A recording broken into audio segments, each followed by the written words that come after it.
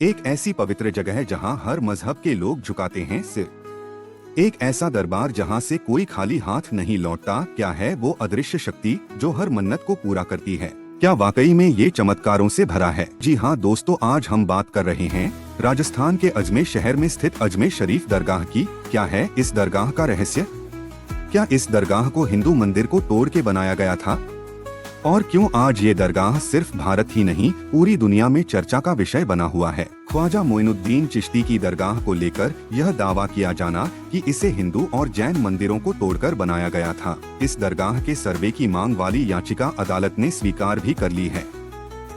ख्वाजा मोइनुद्दीन चिश्ती की दरगाह को लेकर हो रही तमाम चर्चाओं के बीच इतिहास में भी झांकना जरूरी है।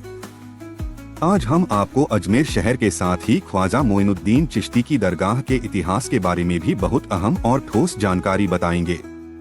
तो वीडियो के अंत तक बने रहिए हमारे साथ देवांश एजुकेशन पर। दोस्तों, आगे बढ़ने से पहले फटाफट इस वीडियो को एक लाइक कर चैनल को सब्सक्राइब कर लीजिए। चलिए शुरू करते हैं। दोस्तों, अजमेर शहर का पुराना नाम अजमेरू था। हाल ही में भजन लाल शर्मा के नेतृत्व वाली राजस्थान की बीजेपी सरकार ने अजमेर के प्रसिद्ध होटल खादिम का नाम बदलकर अजमेरू कर दिया था। अजमेरू प्राचीन वक्त में चौहान राजपूतों की राजधानी हुआ करता था। चौहान वंश का शासन मौजूदा राजस्थान से लेकर हरियाणा, दिल्ली और उत्तर प्रदेश के कुछ हिस्सों तक था। अफगान शासक मोहम्मद गौरी ने 1192 में तराइन के दूसरे युद्ध में चौहान वंश के तत्कालीन शासक पृथ्वीराज तृतीय, जिन्हें पृथ्वीराज चौहान के नाम से भी जाना जाता है, को हराया था। उसके बाद मोहम्मद गौरी की सेना ने इस शहर को लूटा था।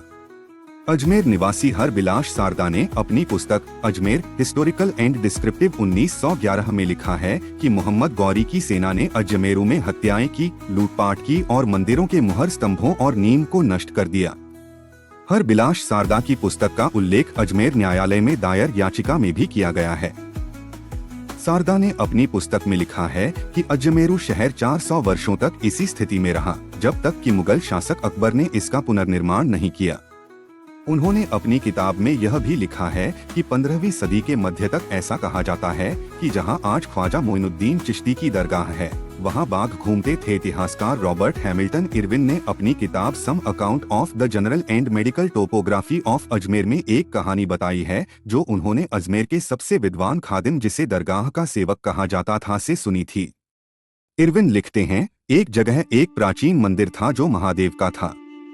इस मंदिर का शिवलिंग पत्तों और कचरे से ढका हुआ था। ख्वाजा 40 दिनों तक ध्यान करने के लिए वहां रहे।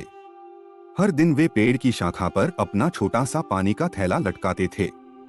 वह शाखा शिवलिंग के ऊपर थी और उस थैले से शिवलिंग पर पानी टपकता रहता था।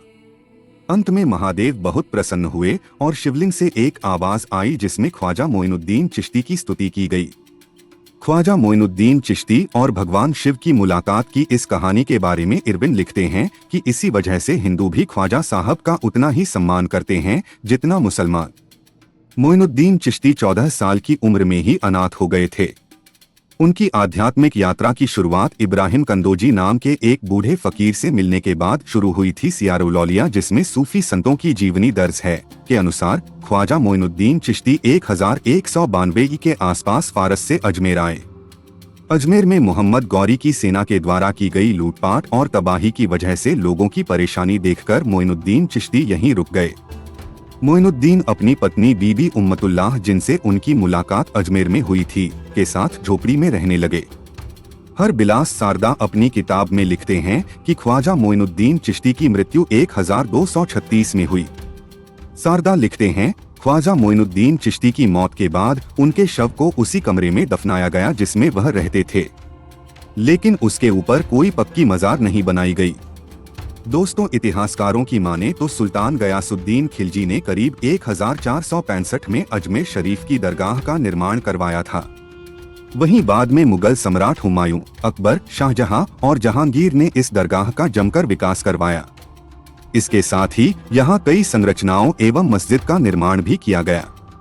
इस दरगाह में प्रवेश के लिए चारों तरफ से बेहद भव्य एवं आकर्षक दरवाजे बनाए गए हैं, जिसमें निजाम गेट, जन्नती दरवाजा, नक्कार खाना, बुलंद दरवाजा शामिल हैं। दरगाह तक पहुंचने पर आप जब अंदर आएंगे तो आप चांदी के बने हुई कई विशाल दरवाजों से होते हुए एक बड़े आंगन में पहुंचेंगे, जिसके बीचों बीच इस संत की समाधि बनी हुई है। कहा जाता है कि दरगाह के अपने कुछ नियम है जिसे सबको मानना पड़ता है, जैसे कि ख्वाजा की मजार पर कोई भी व्यक्ति सिर खोलकर नहीं जा सकता है। मजार के दर्शन के लिए किसी भी तरह के बैग या सामान ले जाने की सख्त मनाही है। इसके साथ ही कैमरा ले जाने की भी रोक है। ख्वाजा के दर पर बिना हाथ पैर साफ किए प्रवेश करने की अनुमति नहीं है। यहाँ आने वाले भक्तों को पहले यहाँ मौजूद जहालरा में अपने हाथ पैर साफ करने पड़ते हैं। मकबरे में जन्नती दरवाजा भी है। यह पूरे साल में केवल 4 बार खुलता है। दोस्तों, अब बात करते हैं इस विवाद के बारे में। अजमेर की एक स्थानीय अदालत के द्वारा अजमेर शरीफ दरगाह के नीचे शिव मंदिर होने वाली याचिका को स्वीकार करने के बाद काफी विवाद खड़ा हो गया है। इस मामले में अदालत की ओर से नोटिस भी जारी किया जा चुका है। अजमेर शरीफ दरगाह ख्वाजा मोइनुद्दीन चिश्ती की है। इस पर सवाल उठाए गए हैं।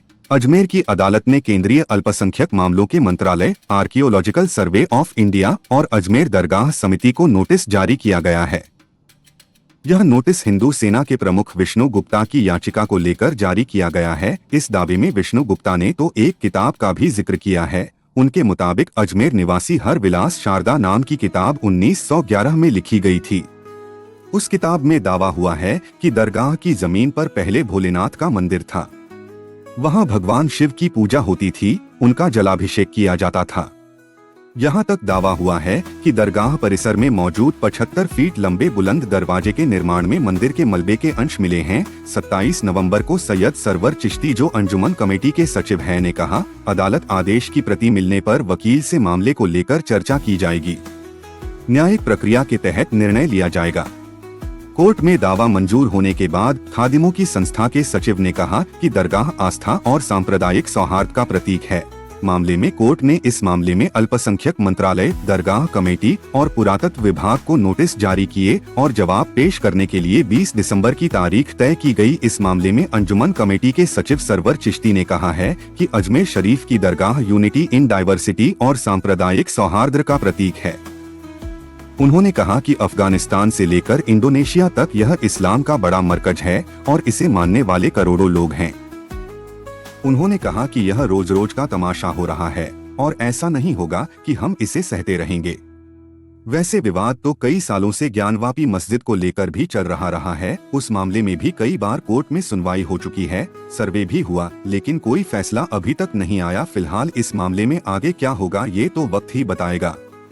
दोस्तों, आपको क्या लगता है, क्या यहाँ एक शिव मंदिर था या वर्षों से चले आ रहे इस आस्था के प्रतीक का विवाद और उलझेगा? अपने राय हमें कमेंट बॉक्स में जरूर साझा करें। दोस्तों, अगर आपको इस वीडियो से सीखने को मिला तो इस वीडियो को एक लाइक कर चैनल को सब्सक्राइब कर लीजिए। मिलते अगले वीडियो में किसी और नए टॉपिक के साथ, तब तक के लिए नमस्कार।